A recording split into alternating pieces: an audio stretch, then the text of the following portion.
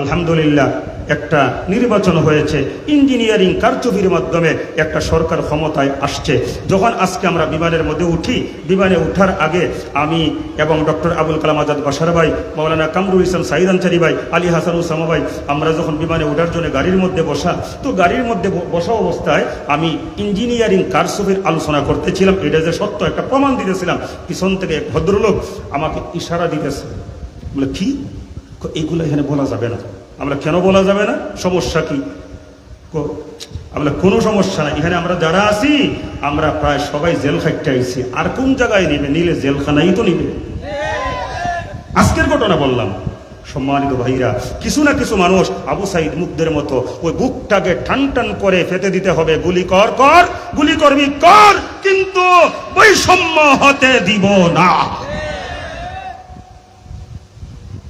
সম্মানিত ভাইরা, এত ভয় পাইলে চলবে না। কেউ কি কোনোদিন কল্পনাও করছিল এই দেশ থেকে হাসিনা পালিয়ে যাবে? কেউ কল্পনাও করছিল? কিন্তু দুপুরের খাবার রান্না করেছিল আল্লাহ পাক তাকে সেই তার রান্না করা খাবারটা খাওয়ারও সুযোগ দেন নাই।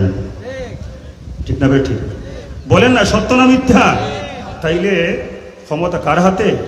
সে যখন রান্না করেছিল এত সুস্বাদু খাবার, বড় বড় মাছের টুকরা, সে কি ভেবেছিল একটু পরে এই খাবার আমার গলা দিয়া যাবে না, আমাকে দাদার কোলে দিল্লি চলে যেতে হবে? ভাবছিল? সম্মানিত ভাইরা, আসুন আমরা কাউকে ভয় না করে শুধুমাত্র আল্লাহকেই ভয় করি। আল্লাহ ছাড়া কারো কাছে মাথা নত করব না। আমরা কি মাথা নত করি না? করি না? করি না? করি না? অনেকেই করে, অনেকেই করে। জোরে বলেন, অনেকেই করে না? করে না? কিছু কিছু মৌলবীরা, শব্দটা বুঝছেন আমার?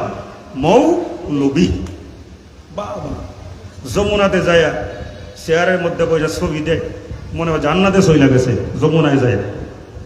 বুঝছেন এই কথাটা কি বললাম? আরে কিসের যমুনা, যেখানে এই দেশের 69% মানুষ গণভোটের পক্ষে রায় দিয়েছে, তারা এখন সেই গণভোটকে অস্বীকার করবার জন্য যারা ষড়যন্ত্র করছে, এই ষড়যন্ত্রকারীদের সাথে আমার কিসের সম্পর্ক থাকতে পারে? এদের সাথে আমার কোনো উঠা বসা থাকবে না। সোজা আঙ্গুলে কি না উঠলে আঙ্গুল বাঁকা করতে হবে, আর আঙ্গুল যে